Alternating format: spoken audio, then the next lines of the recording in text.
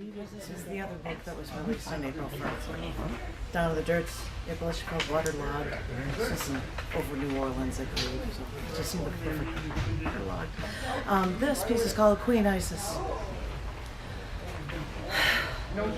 Try to remember your breathing exercises. Inhale, exhale.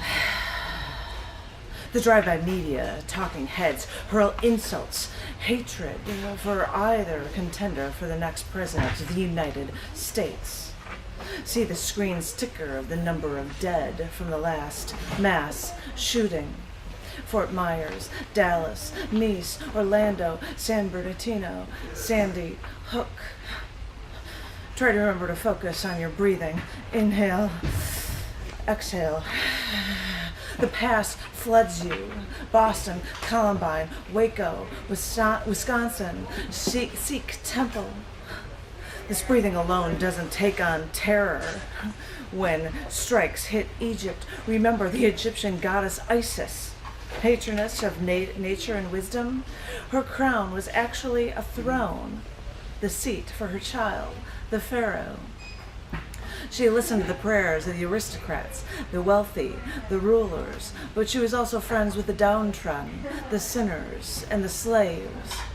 Goddess of rebirth, Isis was the first child to the gods of earth and sky. Isis was also goddess of reincarnation and the protector of the dead. Isis's magic spells and rituals were revered for protection and healing. You know?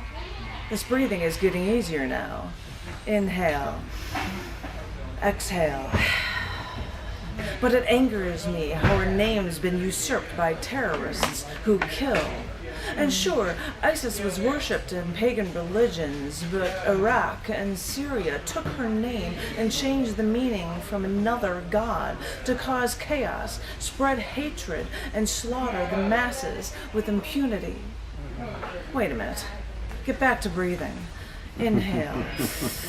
Exhale. Because the Islamic State of Iraq and Syria may mean evil, but those terrorists will never win when you have earth and sky on your side. Because peace isn't magic when health and protection are on your side, thanks to the better Isis ruling nature and wisdom. I tell you, remember to keep your breathing. Inhale, exhale.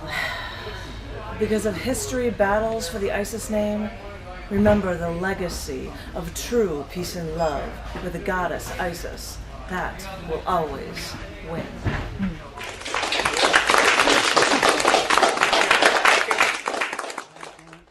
Because we've got time, I'm going to go long.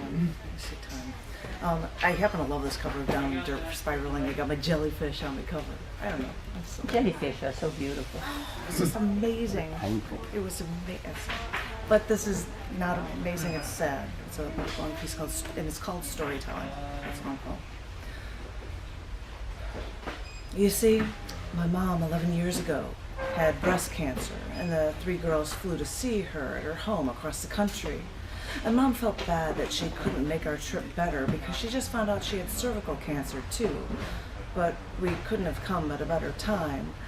And she had procedures and had surgeries, and she had radical hysterectomy, and then the cancer was gone, and she was in the clear. So for a decade she went to the doctor and they found no cancer in her and all seemed well. She had beaten a killer. When I was almost killed in a car accident and had head trauma, no fractured bones except my skull, they told me, just my family, but not actually me, the patient, that I'm expected to have a seizure within 6 months of my accident. I had a grand mal seizure 7 months after I was almost killed, and no one explained to me what was happening. I had to figure it out as I went along. Well, a decade after my mom's bounced with cancer, she went to the doctor again, had a fever, felt tired.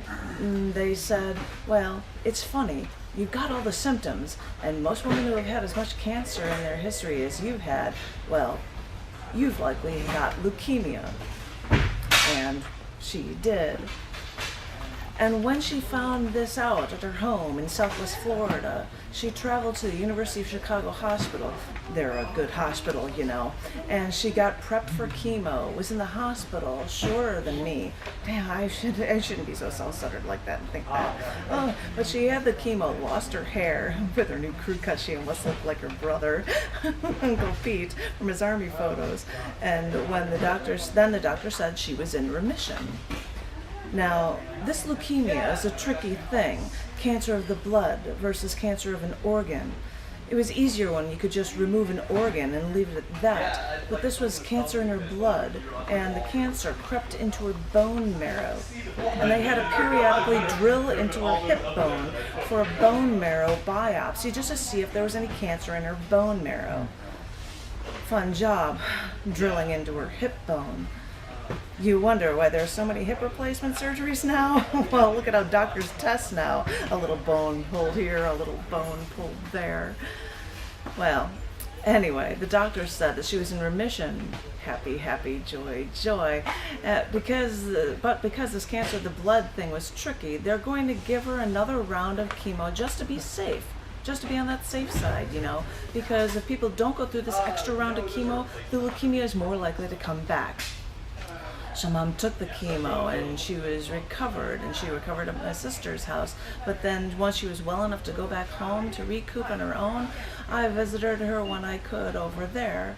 And she was hoped that when her hair would grow back, it would be, after the chemo, it would get curly again. And it was. She was so used to having to go to hairdressers to style her hair, but now she has actual curly hair again, and she's so thrilled. And she looked so cute. Mom would work in the mornings, run errands, get groceries, and at lunchtime she would be tired, so she just watched the soap operas. But who can blame her? She had a recovery from all of that chemo that she'd been gone through, and all the neighbors said it's amazing how she's doing so well after she's gone through so much. And they were right. A month after I left from visiting, Mom started feeling tired and feverish. So Dad took her to the hospital, and they said, silly, she wasn't in remission after all. So they wanted to put her in hospice care immediately, and Mom looked at Dad and they said, well, they're not going to give up that easily. So back to the University of Chicago Hospital for more chemo for Mom, although it's a different chemo this time and she won't actually lose her hair. But after the second round of chemo, they realized that they'd found no change in her condition. And then they said, you've got two choices. Because you're immune to chemo now, you can go for experimental treatments, or you can just decide to stop treatment. And she said, I don't want hospitals anymore. So she made her choice. And the doctor, said she had 2 to 6 months to live, maybe as long as a year.